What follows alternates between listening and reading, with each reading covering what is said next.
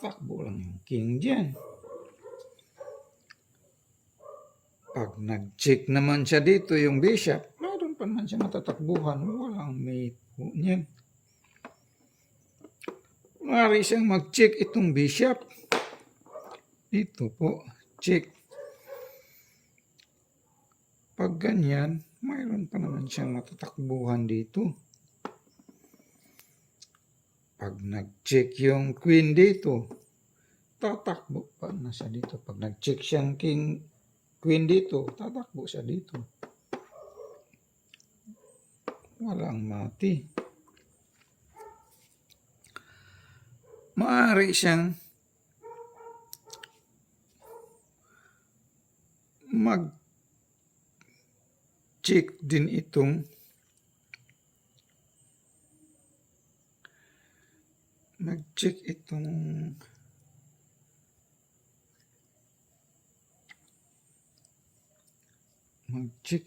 king.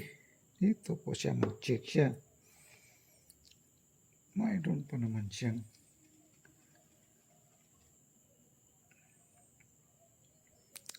matatakbuhan.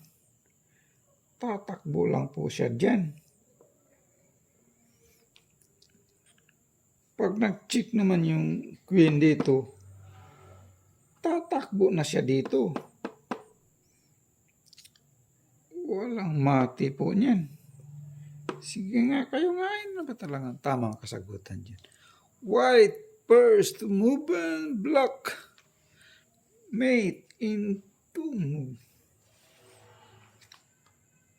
Halimbawa, maaari din mag-check itong rook dito.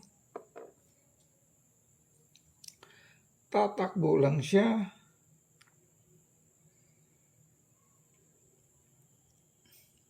Dito po.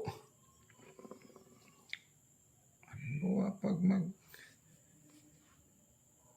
naman itong bishop, tatakbo na siya dito. Pag nag-check naman yung queen dito, tatakbo na siya rito.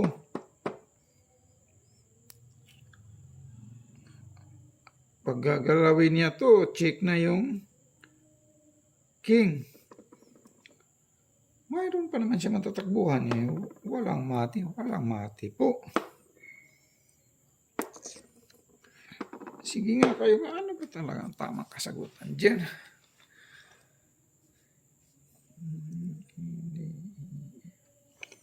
Ang tama palang kasagutan dyan po ay ito lang. Rook G5. That is the right move. Halimbawa po, kakainin niya. Tumpon. Ma-check naman siya dyan by bishop, mate.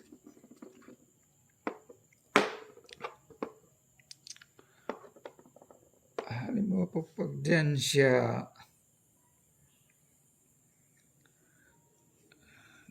dito siya para mag-skip siya. Doon siya.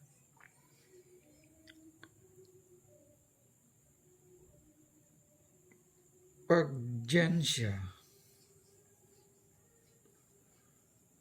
ma-check naman siya dyan by bishop, checkmate.